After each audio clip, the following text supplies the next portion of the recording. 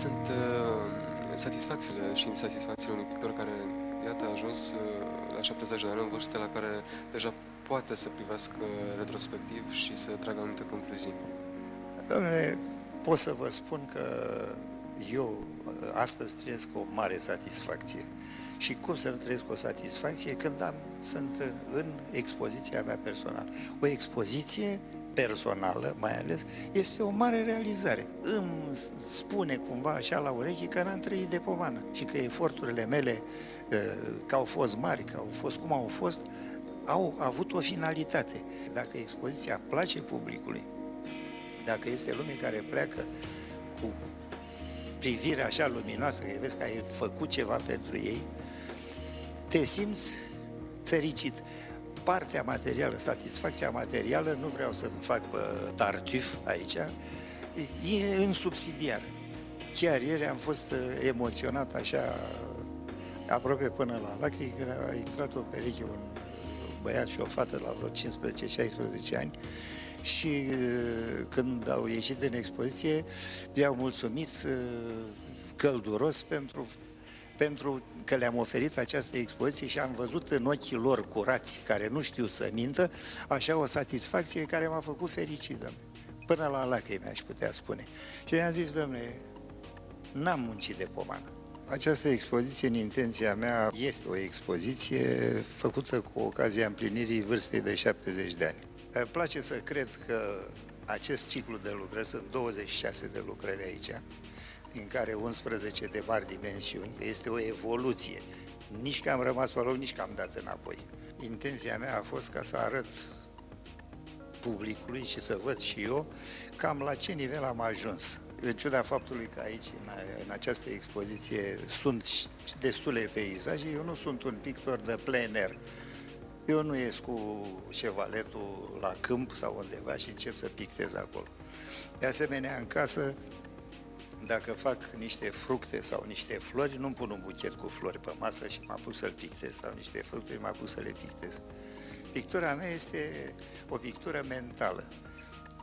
Tot ce trăiesc și tot ce văd intră în conștiința mea, unde se produce o alchimie subtilă și de acolo ies subiectele care le fac. Mozart spunea că atunci când gândește o simfonie, o aude toată, dintr-o dată, de la început până la sfârșit.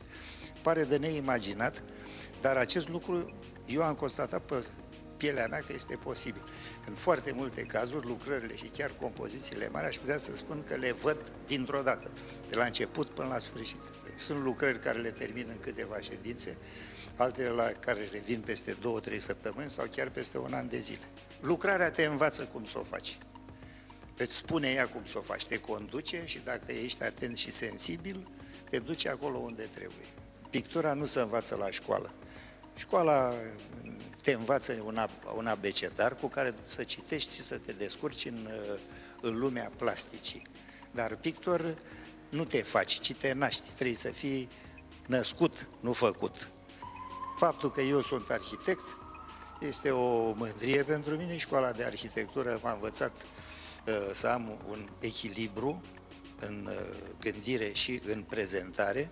Mie mi se pare destul de greu de vorbit despre pictură. Dacă pictura nu reușește să vorbească ea însăși, să fie grăitoare și explicită pentru privitor, e greu pictorului să-și explice opera, ca să zic așa. Fellini, marele regizor de film, a spus, dom'le, eu nu vreau să spun nimic, nu vreau să văd pe nimeni nimic, nu vreau să dau niciun exemplu, nu vreau să fiu așa profesoral.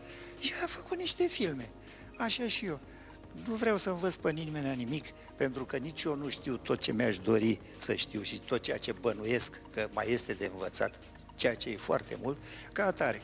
Nu vreau să dau lecții, nu vreau să fiu un exemplu, nu vreau să fac nimic special. Eu am făcut niște picturi, astea care se văd și altele care sunt în atelier. Atâta tot, nimic mai mult. Mi-aduc aminte acum că Matisse a fost întrebat de un vizitator, de un privitor, dom'le, ce e asta? E un vas, e o cană, o scrumieră, o cutiuță, ce? Și a spus, domnule, nu mai căutați, să căutați să identificați obiectele și amănuntele dintr-un treabă. Sunt niște pete colorate, lângă alte pete colorate, într-o suprafață mai mare, organizată într-un anumit fel. Deci, este absurd să căutăm altceva. Asta este o lucrare de pictură.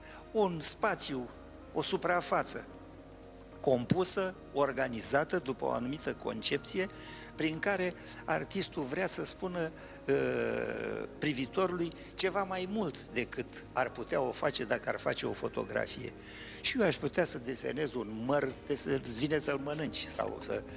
Dar nu mă Și făcut asta. Da, am și făcut, dar nu mă interesează chestia asta. Eu, indiferent ce vreau, ce fac, vreau să fie mai mult decât s-ar putea, să trec de suprafața lucrurilor și să exprim, să aduc privitorul în starea în care am fost eu și cu, cum să spun, cu arhitectura mentală pe care o am eu. Eu nu pot să lucrez dacă nu ascult muzică tipul ăsta. Și sunt un mare cititor în momentele mele de liber. Deci sunt niște chestii care merg împreună înmănunchiate, pentru că e neapărat necesar, opinia mea, ca un artist, indiferent în ce domeniu, să aibă un orizont larg. A fost foarte emoționat la Moscova, la Muzeul Pușkin, când am văzut că niște lucrări de Matisse, care este alt pictor pe care îl venerez, care te lasă pur și simplu așa, poate aproape că un moment te gândești, bă, ce să mai lucrezi? Când Matisse, uite, Cezanne, e Paladin. Și pe urmă spui, ba nu, trebuie să lucrăm, că totuși și ce facem noi înseamnă ceva. Arta e un lucru dificil, trebuie să ai spinare ca să o duci. Dacă n-ai o personalitate destul de puternică și nimerești lângă un maestru dintre ăsta care este o forță a naturii în materie, te strivește, fără să vrei, începi să-l copiezi, începi să faci cam ca el, așa. Ori asta însemnează sinuciderea.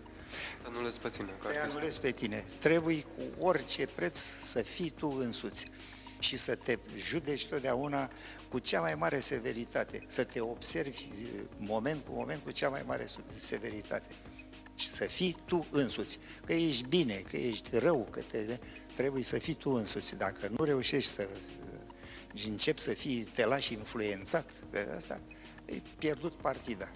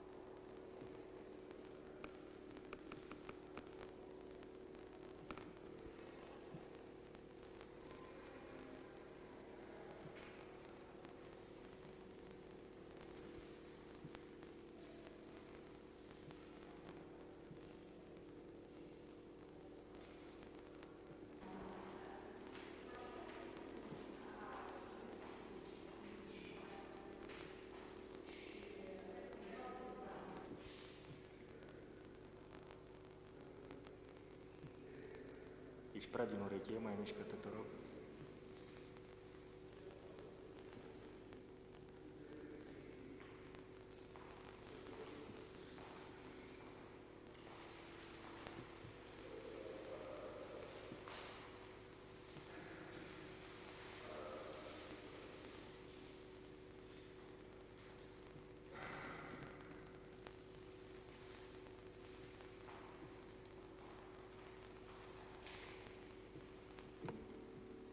Să mai iei puțin și din 3 sferturi.